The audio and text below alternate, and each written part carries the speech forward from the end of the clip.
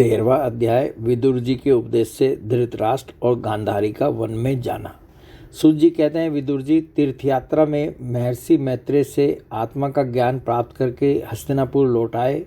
उन्हें जो कुछ जानने की इच्छा थी वह पूर्ण हो गई थी। विदुर जी ने मैत्रेय ऋषि से जितने प्रश्न किए थे उनका उत्तर सुनने के पहले ही श्री कृष्ण में अनन्य भक्ति हो जाने के कारण वे उत्तर सुनने से उपराम हो गए।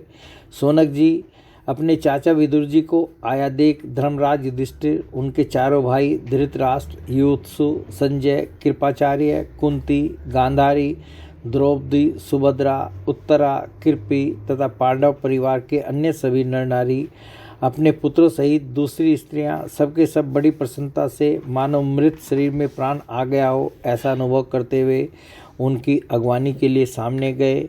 यथा योग्य आलिंगन और प्रणाम आदि के द्वारा सब उनसे मिले और विरह जनित उत्कंठा से कातर होकर सबने प्रेम के आंसू बहाए। युधिष्ठिर ने आसन पर बैठाकर उनका यथोचित सत्कार किया। जब वे भोजन एवं विश्राम करके सुखपूर्वक आसन पर बैठे थे तब युधिष्ठिर ने विनय से झुककर सबके सामने ही उनसे कहा।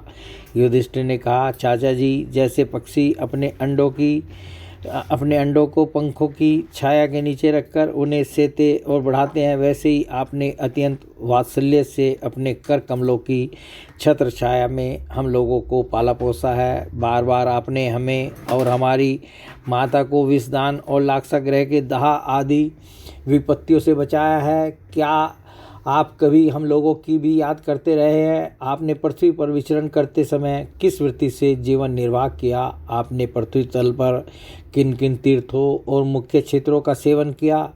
प्रभो, आप जैसे भगवान के प्यारे भक्त स्वयं ही तीर्थ स्वरूप होते हैं। आप लोग अपने हृदय में विराजमान भगवान के द्वारा तीर्थों को भी महातीर्थ बनाते हुए विचरण करते हैं। चाचा जी, आप तीर्थ यात्रा करते हुए द्वारका भी अवश्य ही गए होंगे। वहाँ हमारे सुहृद एवं भाई बंधु यादव लोग, जिनके एकमात्र आराध्य देव श्री कृष्ण हैं, अपनी नगरी में सुख से तो है न। आपने यदि जाकर देखा नहीं होगा तो सुना तो अवश्य ही होगा।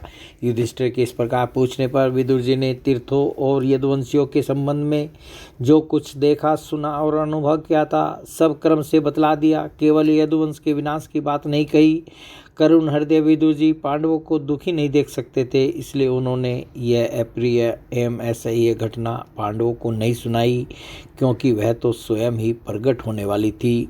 पांडव विदुर जी का देवता के समान सेवा सत्कार करते थे। वे कुछ दिनों तक अपने बड़े भाई धृतराष्ट्र की कल्याण कामना से सब लोगों को प्रसन्न करते हुए सुखपूर्वक हस्तिनापुर में ही रहे।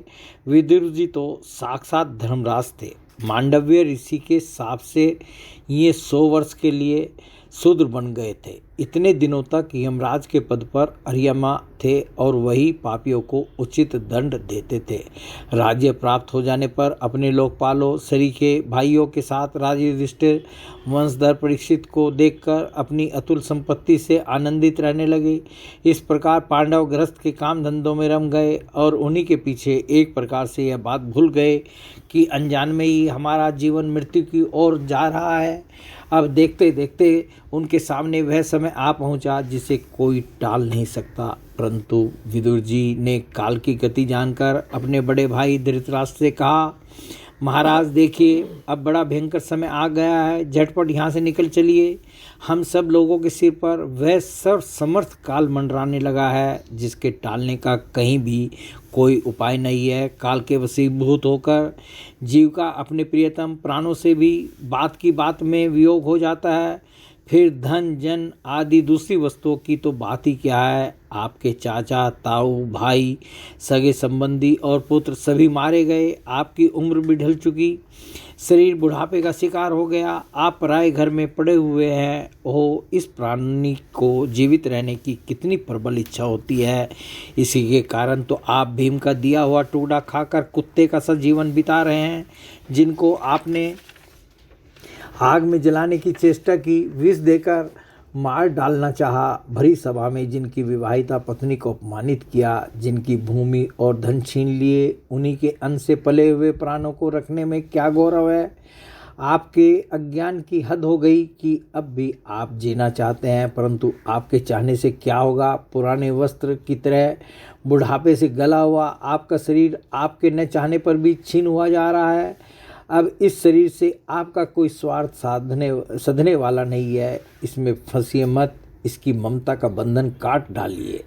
जो संसार के संबंधियों से अलग रहकर उनके अनजान में अपने शरीर का त्याग करता है, वही धीर कहा गया है। चाहे अपनी समझ से हो या दूसरे के समझाने से, जो इस संसार को दुख रूप समझकर इससे विरक्त हो जाता है और अपने अंतःकरण को वश में करके हृदय में भगवान को धारण कर संन्यास के लिए घर से निकल पड़ता है, वही उत्तम मनुष्य है। इसके आगे जो समय आने वाला है वह प्राय मनुष्यों के गुणों को घटाने वाला होगा। इसलिए आप अपने कुटुंबियों से छिपकर उत्तराखंड में चले जाइए। जब छोटे भाई विदुर ने अंधे राजा धृतराष्ट्र को इस प्रकार समझाया, तब उनकी प्रज्ञा के नेत्र खुल गए। वे भाई बंधुओं के सुदृढ़ स्नेह पासों को काटकर अपने छोटे भाई विदुर के दिखलाए हुए मार्ग से निकल पड़े। जब परम पवित्र पतिव्रता सुबल नंदिनी गांधारी ने देखा कि मेरे पति देव तो उस हिमालय की यात्रा कर रहे हैं जो सन्यासियों को वैसा ही सुख देता है जैसा वीर पुरुषों को लड़ाई के मैदान में अपने शत्रु के द्वारा किए हुए न्यायोचित प्रहार से होता है, तब वे भी उनके पीछे पीछे चल पड़ी। अजात शत्रु युधिष्ठिर ने प्रातःकाल संध्या वंदन तथा अग्निहोत्र करके ब्राह्मणों को नमस्कार किया और उन्हें तिल, गौ, भूमि और स्वर्ण का दान दिया। इसके बाद जब वे गुरुजनों की चरण वंदना के लिए राजमहल में गए, तब उन्हें धृतराष्ट्र, विदुर और गांधारी के दर्शन नहीं हुए। युधिष्ठिर ने उद्विग्न चित होकर वहीं बैठे हुए संजय से पूछा, संजय, मेरे में वृद्ध और नेत्रहीन पिता धृतराष्ट्र कहाँ हैं? पुत्र शोक से पीड़ित दुखिया माता गांधारी और मेरे परम हितैषी चाचा विदुर जी कहाँ चले गए? ताऊ जी अपने पुत्रों और बंधु बांधवों के मारे जाने से दुखी थे। मैं बड़ा मंदबुद्धि हूँ, कहीं मुझसे किसी अपराध की आशंका करके वे माता गांधारी सहित गंगा जी में तो नहीं कूद पड़े।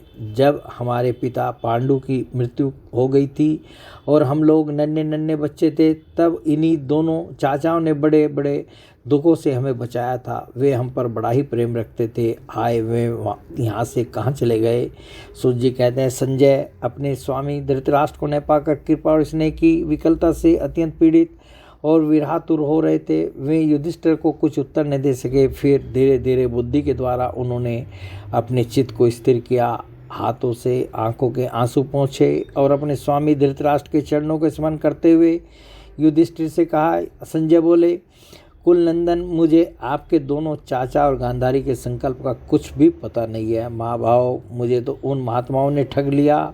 संजय इस प्रकार कह ही रहे थे कि तुम्बुरु के साथ देव ऋषि नारद जी वहाँ आ पहुँचे। महाराज युधिष्ठिर ने भाइयों सहित उठकर उन्हें प्रणाम किया और उनका सम्मान करते हुए बोले। युधिष्ठिर ने कहा, भगवान, मुझे अपने दोनों चाचाओं का पता नहीं लग रहा है। न जाने वे दोनों और पुत्र शोक से व्याकुल तपस्विनी माता गांधारी यहाँ से कहाँ चले गए। भगवान, अपार समुद्र में कर्णधार के समान आप ही हमारे पारदर्शक हैं। तब भगवान के परम भक्त भगवान में देव ऋषि नारद ने कहा, धर्मराज, तुम किसी के लिए शोक मत करो, क्योंकि यह सारा जगत ईश्वर के वश में है। सारे लोक और लोकपाल विवश होकर ईश्वर की ही आज्ञा का पालन कर रहे हैं। वही एक प्राणी को दूसरे से मिलाता है और वही उन्हें अलग करता है।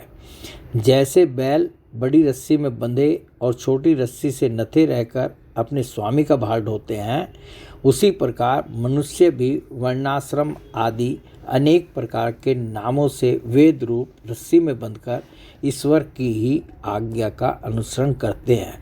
जैसे संसार में खिलाड़ियों की इच्छा से ही खिलौनों का संयोग और वियोग होता है, वैसे ही भगवान की इच्छा से ही मनुष्यों का मिलना बिछुड़ना होता है।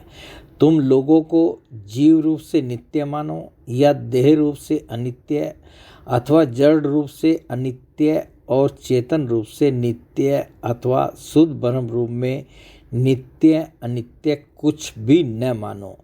किसी भी अवस्था में मोहजन्य आसक्ति के अतिरिक्त वे शोक करने योग्य नहीं है। इसलिए धर्मराज वे दीन दुखी चाचा चाची असहाय अवस्था में मेरे बिना कैसे रहेंगे। इस अज्ञान जन्य मन की विकलता को छोड़ दो। यह 5 भौतिक शरीर काल कर्म और गुणों के वश में है। अजगर के मुंह में पड़े हुए पुरुष के समान यह पराधीन शरीर दूसरों की रक्षा ही क्या कर सकता है। हाथ वालों के बिना हाथ वाले, 4 पैर वाले पशुओं के बिना पैर वाले, तीर्ण आदि और उनमें भी बड़े जीवों के छोटे जीव आहार हैं। इस प्रकार एक जीव दूसरे जीव के जीवन का कारण हो रहा है। इन समस्त रूपों में जीवों के बाहर और भीतर वही एक स्वयं प्रकाश भगवान जो संपूर्ण आत्माओं के आत्मा है, माया के द्वारा अनेकों प्रकार से प्रकट हो रहे हैं। तुम केवल उन्हीं को देखो। महाराज, समस्त प्राणियों को जीवन दान देने वाले वही भगवान इस समय इस पृथ्वी तल पर देवद्रोहियों का नाश करने के लिए काल रूप से अवतीर्ण हुए हैं। अब वे देवताओं का कार्य पूरा कर चुके हैं। थोड़ा सा काम और शेष है, उसी के लिए वे रुके हुए हैं। जब तक वे प्रभु यहाँ हैं तब तक तुम लोग भी उनकी प्रतीक्षा करते रहो।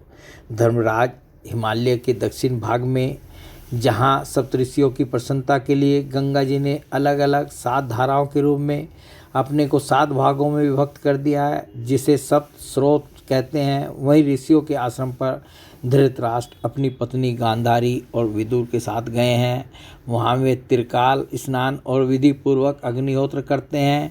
अब उनके चित्त में किसी प्रकार की कामना नहीं है। वे केवल जल पीकर शांत चित्त से निवास करते हैं। आसन जीतकर प्राणों को वश में करके उन्होंने अपनी 6 इंद्रियों को विषयों से लौटा लिया है। भगवान की धारणा से उनके तमोगुण, रजोगुण और सद्गुण के मल नष्ट हो चुके हैं। उन्होंने अहंकार को बुद्धि के साथ जोड़कर और उसे क्षेत्रज्ञ आत्मा में लीन करके उसे भी महाकाश में घटाकाश के समान सर्वाधिष्ठान ब्रह्म में एक कर दिया है। उन्होंने अपनी समस्त इंद्रियों और मन को रोककर समस्त विषयों को बाहर से ही लौटा दिया है और माया के गुणों से होने वाले परिणामों को सर्वथा मिटा दिया है।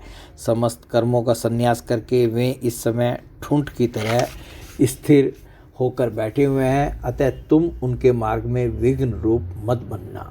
धर्मराज, आज से 5वें दिन वे अपने शरीर का परित्याग कर देंगे और वह जलकर भस्म हो जाएगा। अंगार पत्ती आदि अग्नियों के द्वारा पर्णकुटी के साथ अपने पति के मृतदेह को जलते देखकर बाहर खड़ी हुई साध्वी गांधारी भी पति का अनुगमन करती हुई उसी आग में प्रवेश कर जाएगी। धर्मराज विदुर जी अपने भाई का आश्चर्य में मोक्ष देखकर हर्षित और वियोग देखकर दुखित होते हुए वहाँ से तीर्थ सेवन के लिए चले जाएंगे।